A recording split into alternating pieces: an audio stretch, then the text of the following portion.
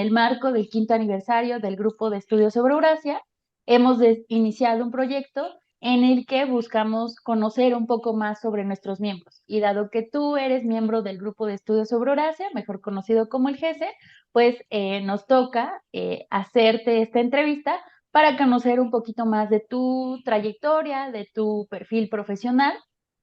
Entonces, pues bueno, vamos a empezar, ¿te parece? Sí, adelante.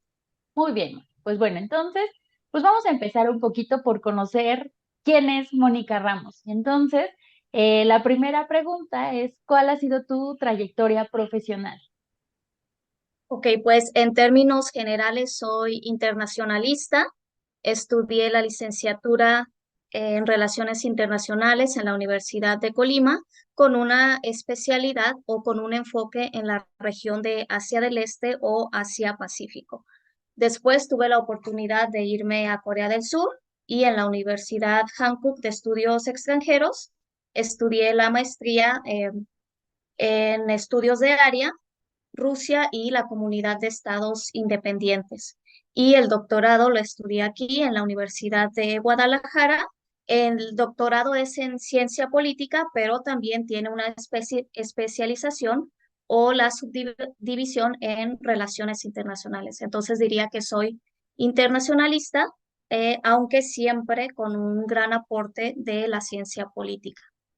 Y también tuve oportunidad, ya en términos muy específicos, de hacer un verano o de estudiar un verano en Rusia, en la Higher School of Economics, en los temas sobre Rusia en el Pacífico, que es uno de los temas en los que me he enfocado.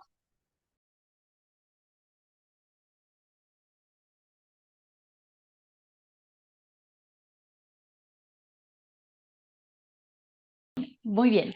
Entonces, pues continuando con la entrevista, la siguiente pregunta, y ya un poquito entrando en materia de por qué eres miembro del Grupo de Estudios sobre Eurasia, es ¿por qué escogiste el área país? Porque sé que trabajas pues más bien como un área regional. Yo sé que te has especializado en uno, pero podrías como, pero al final también nos has ayudado muchísimo a conocer más sobre la región. Entonces, ¿por qué escogiste el área de estudios o las áreas de estudios que te llaman la atención y que has desarrollado a lo largo de estos años?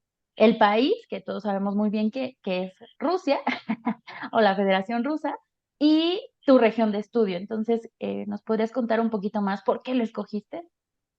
Sí, claro. Bueno, tendría que empezar desde la parte menos profesional o menos política, que era porque cuando era joven, cuando era niña, alguna vez leí un reportaje sobre el tigre siberiano y bueno, además de que me gustan mucho los grandes felinos, me llamó la atención el lugar, pues, Siberia y por lo tanto en el país en donde estaba ubicado, también porque ahorita ha disminuido, pero era una gran fan de las figuras de patinaje artístico de Rusia y que además a principio, bueno, históricamente habían dominado la disciplina, entonces sí está muy interesada en ese país.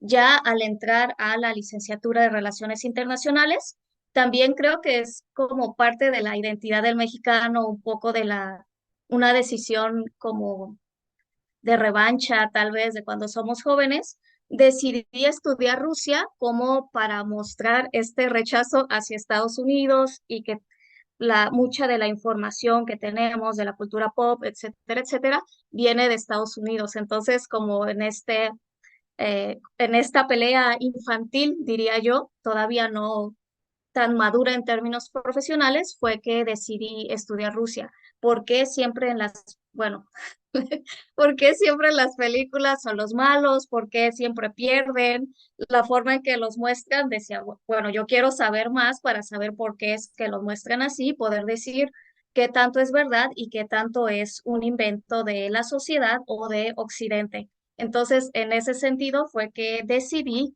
enfocarme en Rusia. Y también cuando somos jóvenes, como más ingenuos o un objetivo principal era ser embajadora en Rusia, pero bueno, con el sistema mexicano, la forma eh, en que te asignan a una región, etcétera, etcétera, dije, bueno, eso puede tardar mucho tiempo, puede que no llegue a estar en ese lugar que yo quiero. Y entonces decidí enfocarme en la investigación, porque finalmente lo que te mueve o es el interés de conocer un tema, es lo que te mueve para hacer investigación. Y yo decidí, bueno, lo que yo quiero es conocer sobre Rusia, conocer sobre la historia, cómo se mueve en la política internacional, y entonces fue por eso que al final me enfoqué en la investigación. Ahora, tendría que decir también que siento que eh, mi yo profesional está dividido como en dos partes. La parte de la enseñanza, que ha sido muy enfocada a Asia del Este o a la región pues sí, del Pacífico Asiático, con la PEC, con el sudeste asiático, con el noreste de Asia, y la parte de la investigación que está muy enfocada en Rusia y en la región exsoviética, principalmente en Asia Central. Y sí, les diría a los jóvenes o a las personas que tengan oportunidad de ver esta entrevista, que la investigación, lo que he investigado está enfocado en Rusia y surge a partir de preguntas o de una cuestión que de repente nos genera bastante interés y queremos saber y queremos saber y queremos saber, y es así como vamos desarrollando una investigación. Por ejemplo, el GESE, no recuerdo el año exactamente, creo que lo publicamos en el 2020, lo pueden consultar en el blog del grupo. Lo llamamos de manera corta como el libro azul, pero el título es más extenso.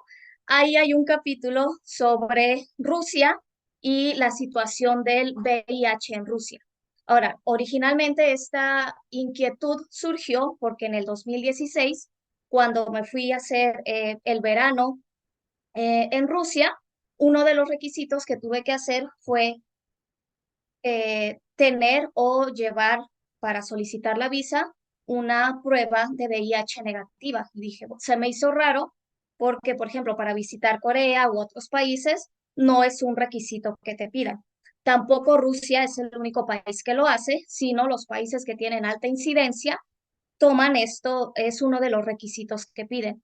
Y me llamó la atención y me puse a investigar, y finalmente me di cuenta que Rusia, a pesar del desarrollo tecnológico que puede tener, de que se considera un país con un índice de desarrollo humano alto, tiene tasas de contagio similares a muchos países de África que se consideran países en vías de desarrollo. Entonces, eso llamó mi atención y me motivó a escribir este capítulo, que ustedes con toda libertad pueden consultar porque el material está disponible en línea. Entonces, sí, es lo que les diría, desde la investigación a veces surgen como estas preguntas que nos llevan a querer saber y a encontrar pues esta información. Muy interesante, creo que esta parte, y la verdad también es no solo hacia quienes vean esta entrevista, sino incluso como nosotros mismos, como miembros del grupo, conocer la historia detrás de, ¿no? Porque también, por ejemplo, cuando uno pide recomendaciones de, conoces a alguien, y ahorita que es un tema de actualidad o que se ha puesto muy de moda el estudio sobre Rusia por los acontecimientos recientes, pues prolifera, ¿no? Las solicitudes de, oye, ¿no conoces de casualidad a un especialista en Rusia que nos pueda hablar de lo que está aconteciendo? Y bueno, uno siempre recomienda obviamente a los colegas, a los amigos, como en tu caso, pero es muy lindo conocer la historia detrás de, ¿no? O sea, uno sabe que te has especializado, que has estudiado, que tuviste tu estancia en Corea del Sur incluso, que es un país que también es clave en la relación con Rusia, pero me llama mucho la atención y es muy lindo, creo, conocer esta otra dimensión como más personal, ¿no? Creo que siempre se nos dice como investigadores que las investigaciones o el perfil del investigador debe ser objetivo y debe mantenerse objetivo y así debe desarrollar sus investigaciones, pero yo sí tengo la convicción de que hay algo de subjetividad y que es lo que nos mueve a querer ser investigadores o a quererle entrar a esta chama, ¿no? Entonces es muy lindo conocer la historia detrás de y saber de la pequeña Moni y de por qué le empezó a llamar la atención Rusia.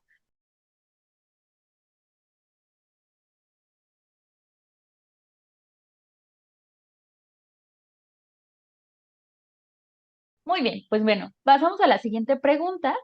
Em, Ya nos has platicado un poquito, pero nos gustaría conocer más a detalle, justo también para que si alguien ve esta entrevista y le llama la atención el perfil de nuestra querida Moni, pues no duden en contactarla, ¿no? La verdad es que en el grupo somos bastante abiertos y nos gusta dialogar con quienes nos inviten. Entonces, ¿nos podrías compartir un poquito acerca de tu trabajo? O sea, ¿qué has realizado? ¿Qué publicaciones tienes? Ya nos hablabas de esta publicación que sacamos en uno de los primeros productos editoriales del grupo, pero conocer un poquito más para saber qué, pues, qué ha hecho nuestra querida Moni. Ok, primero hay como una gran vertiente también ahora que lo pienso. Por ejemplo, la tesis de licenciatura y de maestría estuvieron enfocadas en seguridad en la relación entre Rusia y China. Y ya para la tesis de doctorado es como también como investigadores tenemos como una parte que puede ser hacia una región o sobre un tema en específico. En ese sentido, el tema que yo he estado trabajando a través de las tesis y, por ejemplo, en mi tesis doctoral es el de seguridad. Entonces, es como una excepción porque mi tesis doctoral se enfoca en América del Norte, en la relación en seguridad entre Estados Unidos y México. Y si bien es un alejamiento completamente de mi formación profesional, sí es el tema de seguridad el que también he ido trabajando, el que también he ido trabajando a lo largo de los años. Entonces, bueno, podemos ver la seguridad, cómo se relacionan en temas de seguridad Rusia y China, cómo se relacionan, no los estoy comparando, simplemente digo que a partir de un tema podemos utilizarlo para ver diferentes sujetos de estudio. Y dentro de otras investigaciones que he realizado, que de hecho también visiten el blog del GESE, ahí pueden ver algunas de las publicaciones del grupo en las que me ha tocado participar y ahí aparece un libro que se realizó en conjunto con la Universidad de Colima y la UABC, en donde también retomamos diferentes temas sobre Rusia. Ahí me tocó escribir un capítulo sobre la relación de Rusia con Asia Central. Entonces, sí, los dos principales, en términos específicos, como de geografía o de países, me he enfocado en Rusia y también, tal vez puede ser un pecado decirlo de esa manera, en Asia Central. ¿Por qué? Porque Asia Central está conformado por 5 países que no podemos tomar que sean homogéneos, etcétera. O sea, hay particularidades que hay que ir definiendo, pero son como en términos de regiones, de países, es Rusia y Asia Central, y ahí precisamente hay un capítulo sobre eh, cuál es la relación de Rusia con Asia Central después de la caída de la Unión Soviética, con la entrada de China y con otros países como la India, que también tienen intereses en la región. Entonces, sí, Rusia sigue siendo un actor importante en la región. Y al mismo tiempo, una pregunta que surgió cuando estaba haciendo esa investigación fue de, bueno, ¿cuál es el papel de Asia Central? Estamos hablando sobre los intereses de Rusia, si Rusia es el hegemón en la región, si ahora China ha tomado un papel muy importante, pero ahí hay 5 repúblicas. ¿Cuál es el papel de esas repúblicas? ¿Son un espacio geopolítico? ¿Tienen capacidad de agencia, etcétera, etcétera? Entonces también es otro de los temas en los que he estado trabajando. Y bueno, ese capítulo lo pueden consultar también. Ahí está el libro y ahí está el capítulo. Lo pueden ver, Rusia en el siglo XXI se llama, lo pueden consultar en la página del blog. Y un poco que me corta, pero que es un tema de interés personal, es dentro de Asia Central, algunos incluyen Afganistán y bueno, la situación en Afganistán en la actualidad y sus vínculos con los países con los que tiene frontera en Asia Central también es uno de los temas que he trabajado de manera más personal, solo por el interés de saber qué está pasando. ¿Por qué? Porque, bueno, toda la heroína que fluye o los opiáceos que fluyen hacia Rusia y hacia Europa surgen de Afganistán. Así como México bueno, Estados Unidos recibe la cocaína de Colombia o de bueno, Perú, Bolivia, Colombia, bueno, Afganistán se consolida como ese polo o como ese líder productor que surte a Eurasia. Entonces, ese es un tema muy personal, pero como les digo, lo llevas desde la investigación para poder responder a preguntas de por qué, quién, cuándo, cómo, etcétera.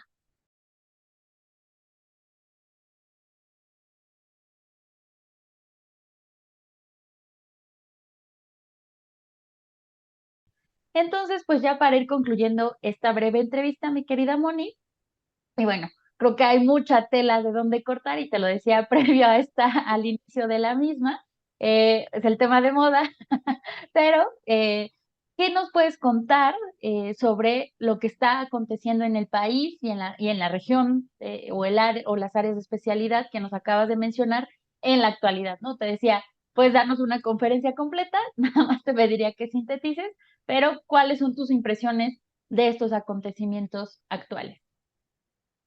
Así es, bueno, como ya lo comentó mi colega y amiga Edith, no sé si han escuchado del conflicto ruso-ucraniano que viene desarrollándose, está más cerca del segundo año que de terminarse, de que se termine el conflicto, y lo podemos ver desde diferentes aristas, ya sea desde la parte geopolítica, desde la parte humanitaria, pero bueno, estaba reflexionando al respecto y, por ejemplo, lo podemos ver desde el punto de vista del interés nacional. ¿Cuál es el interés nacional ruso? ¿Cuál es el interés nacional ucraniano? Y bueno, lo que vemos es que ese interés nacional o hay un choque en los intereses nacionales. ¿Por qué? Ucrania tiene interés de pertenecer o de tener un acercamiento con Europa a través de la Unión Europea, a través de la OTAN, mientras que Rusia tiene el interés de mantener a Ucrania dentro de su esfera de influencia. Entonces, en ese sentido, antes de justificar lo que está bien o lo que está mal, es cómo el interés nacional de diferentes estados puede chocar. Y cuando no se llega a una resolución, a un acuerdo de manera pacífica, o a las negociaciones, estalla finalmente un conflicto armado. Entonces, lo podemos ver desde ese sentido. Ucrania es un estado autónomo que tiene un interés de acercarse a la Unión Europea, entonces, en ese sentido, puede hacerlo si tiene las capacidades materiales para defenderse frente a el agresor desde el punto de vista ucraniano. Desde el punto de vista ruso, es como el interés nacional desde la expansión de la OTAN históricamente, como la península de Crimea le había pertenecido a Rusia o a la Federación Rusa, entonces vemos ese choque de interés nacional. Lo podemos ver desde esa manera. También lo podemos ver como la reanudación de este conflicto o eh, cómo se ha agravado este conflicto, porque finalmente no empezó en el 2022, sino que había iniciado desde 2014 y que no había logrado resolverse. Finalmente escaló, también trastocó la economía mundial ya movida a partir de los años de la pandemia. Y lo podemos ver desde las medidas tomadas por Rusia para protegerse de las sanciones establecidas por Occidente, pero que también tuvieron un impacto mayor en el sentido de el papel del dólar y de otras monedas a nivel internacional. Entonces, también en el primer año hemos visto o vimos cómo se fue debilitando el dólar a nivel internacional de manera relativa, porque sigue siendo la moneda más fuerte. Pero a partir de la alianza o del interés de Rusia y de China y de otros países de irse desvinculando del dólar para no quedar tan vulnerables ante este tipo de situaciones, es que también el dólar ha tenido como estos traspiés. Se ha debilitado de manera relativa, pero sigue siendo aún la moneda en términos de reservas, de transacciones, etcétera, más utilizada a nivel mundial.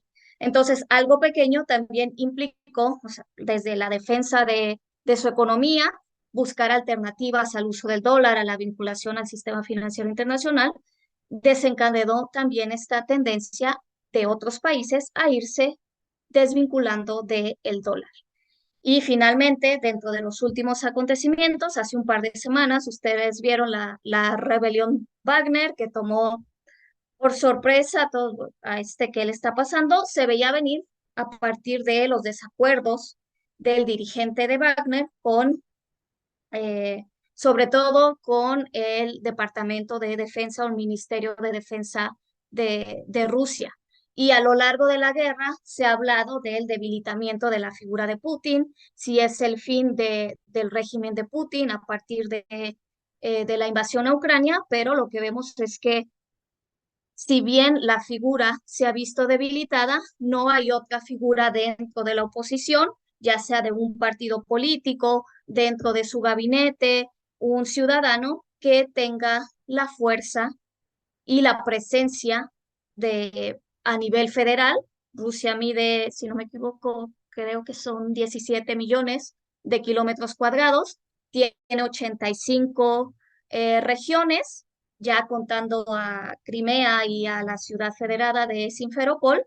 Entonces, imagínense una figura que de la nada o en un ambiente no libre pueda llegar a tomar tanta fuerza. No es tan fácil. Entonces, si bien se habla de la caída en la popularidad de Putin, también tenemos que ver para si es el fin del régimen putiniano, qué figuras hay que tengan la fuerza para poder tomar ese lugar.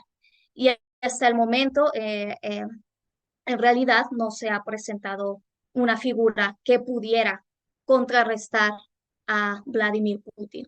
Entonces, sí, en ese sentido, muchos regímenes, muchos jefes de Estado, jefes de gobierno a nivel internacional, muchas agencias de inteligencia a nivel internacional, les gustaría ver caer al régimen de Putin, pero no hay un líder que pueda suplantar ese vacío que quedaría y, bueno, llegar o llevar al país a, hacia donde lo quiera llevar o hacia donde tenga que ir. Y finalmente, ¿cómo se ve el conflicto ruso-ucraniano? Bueno, ahora se ve como una guerra de desgaste para ver quién aguanta más, y Estados Unidos y la OTAN dándole apoyo económico y armas a Ucrania, incluso el ejército ucraniano, que aquí lo más lamentable son las pérdidas humanas, definitivamente de ambos bandos, y la capacidad que pueda tener el ejército ucraniano de resistir, y también la capacidad económica y y de población en términos de el ejército que pueda tener Rusia para mantenerse luchando en Ucrania. Entonces, se ha alargado más de lo que pensaba originalmente el régimen de Putin, y lo que puede pasar es que disminuye un poco bueno, hemos visto que en estas semanas ha estado aumentando como el nivel, ha habido una escalada en los ataques, pero lo que puede pasar es que se alargue como lo que sucedió en un primer momento entre cuando se anexó la península de Crimea y cómo quedó como la disidencia o esta lucha en las regiones o en las provincias del este. Entonces puede disminuir la intensidad, pero alargarse en el tiempo hasta que no se pueda llegar a una negociación. Muy bien, mi querida Moni, pues muchas gracias por sintetizar estos acontecimientos que además como están sucediendo, pues van cambiando cosas, hay muchísima información a la mano, muchas interpretaciones, entonces siempre he dicho, ¿no? Cuando son eventos de coyuntura, tenemos mucho de dónde cortar y bueno, se agradece mucho esta síntesis tan pertinente que nos acabas de presentar. Espero que sirva de consulta a quienes quieran conocer más sobre el conflicto y sobre todo la posición rusa, porque siento que hay un sesgo un poco en los medios y en el discurso internacional sobre este conflicto. Entonces es pertinente también analizar el otro lado, ¿no? Que es en este caso Rusia.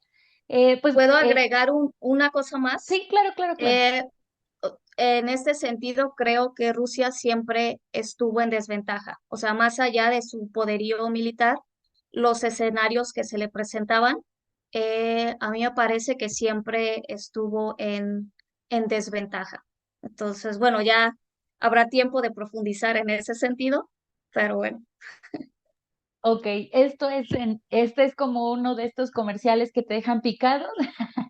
Entonces, espero a quienes vean esta entrevista que tengamos otro evento y con mucho gusto los podamos referir a ese en la descripción del video en YouTube para que puedan conocer más a fondo estos comentarios y apreciaciones que tiene nuestra querida Moni, especialista en Rusia, como se habrán podido dar cuenta.